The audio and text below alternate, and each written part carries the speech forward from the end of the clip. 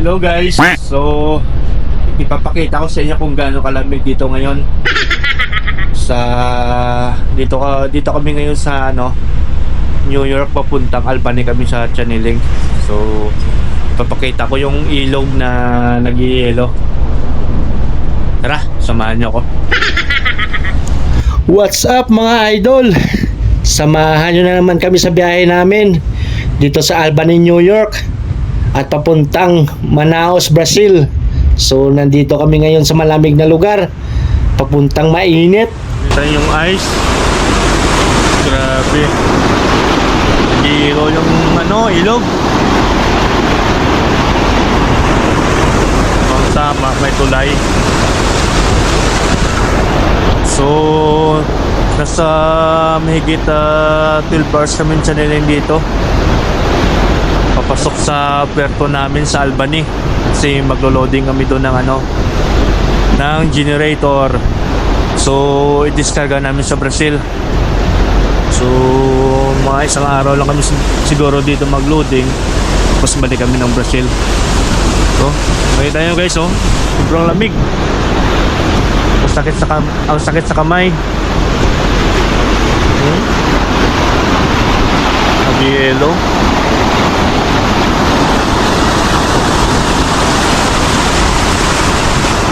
So alas 7 lang ng umaga dito. Doon may tulay.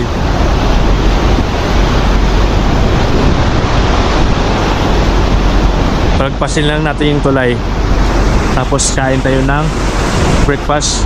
Hindi pa ako nakakain kasi duty ako dito sa forward. Grabe yung ilo. At bago nga pala kami makapasok ng Channeling, nadaanan muna namin yung sikat na Statue of Liberty. Once in a lifetime na experience to at memories. Baka kasi hindi na ako makabiyahe ulit dito. Ang ganda dito. Nakadaan kami dito mga alas 4 ng umaga, pero maliwanag yung camera natin. Ang ganda ng kuha. At makikita din dito yung pinakasikat na tinatawag na World Trade Center sa buong mundo. Yan yung pinakamataas na building na yan. At kung nakapanood kayo ng movie na Spider-Man, dyan sa building na yan si Spider-Man lambitin. At dito din makikita yung stadium ng New York Knicks, yung team ng NBA, yung tinatawag nilang Madison Garden. At kung matatandaan nyo pa, nandito din yung binomba na Twin Tower noong September 11, 2001. At hanggang tingin na lang kami sa view, hindi naman kami makababa. At pagdating namin sa puerto, loading agad. Kasi aalis din kami agad pagkatapos. Iisa lang kasi yung kargada namin dito. At binibira na yung kargada namin. Pabigat yan, 200 tons. Umulan pa ng ilo kaninang umaga, kaya madulas dito. At nakaalis na kami. Isa lang kasi yung kargada namin. At mas makapal yung ilo dito sa loob. So biyahe na naman kami palabas. Binabasag ng bulbos bow ng barko namin yung mga hilo, kaya nadudurog. At habang nasa biyahe kami, may na-overtikan kami na barge. So yung karga ng barge is tulay.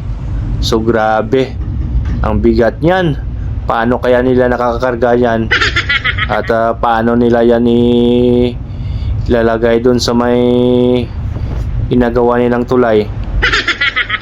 At makikita nyo mga idol, ang bilis ng bullet train nila dito sa New York. 12 days yung biyahe papuntang Manaus, Brazil. At nandito na kami ngayon sa may Amazon River. So nandito na yung piloto namin. So 2 araw yung Channeling dito. So duty pala tayo dito sa bridge ngayon. Nagtitimon tayo. Ang lawak pala ng ilog dito sa Amazon River.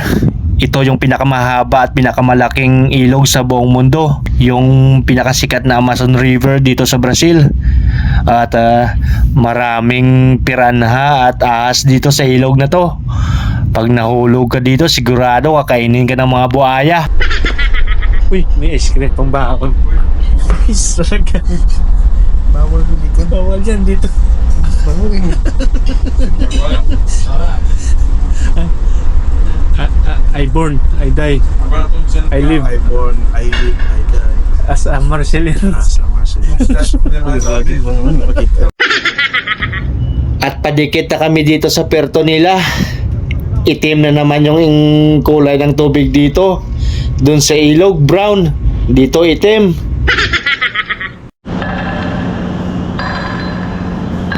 At pagdikit, bukas agad ng bodega. At diretso cutting agad yung mga tropa doon ng mga stoppers. Hindi tayo makatulong doon kasi duty tayo dito sa gangway. Gabi na sila natapos ng cutting sa bodega. At hapon na din kasi kami nakadikit. Mga alas 4 ng hapon. So pagkatapos, nag-rigging agad kami ng spreader namin. So gamit namin dito yung big jan ng barko namin. At umakyat ako ng crane para magsabit ng mga shackles at mga grommet para gamitin sa pagbira ng kargada. So, katapos na namin mag-rigging, no? Alas 10 na ng gabi. So, Ben, papatay ng ilaw dyan ah. sige, turn. Ba na ako. Patayin ko na yung ilaw. Ilaw ng crane. Yup. Tara. Alas 10 na, may dalawang oras pa ako na duty hanggang alas 12. So yung mga tropa pahinga na. Yung mga pugi makyat na. Alas 7 ng umaga, nakaangat na yung spreader namin. At nandito na din yung bars na ikakarga yung generator. So dyan namin i-discharging yung yung kargada namin.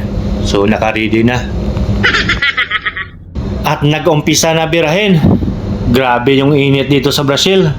Tirik na tirik yung araw. Sobrang init pa sa Pinas. Grabe. At may katabi pala kaming container na barko dito. Shoutout sa mga uwak dyan ng mga crew. Ang babaho nyo. Mikos, maligo din kayo pag may time. At tagumpay namin na nadiskarga yung kargada namin, no? So hanggang dito na naman yung video natin, guys. So maraming salamat sa pagsama sa amin sa biyahe namin.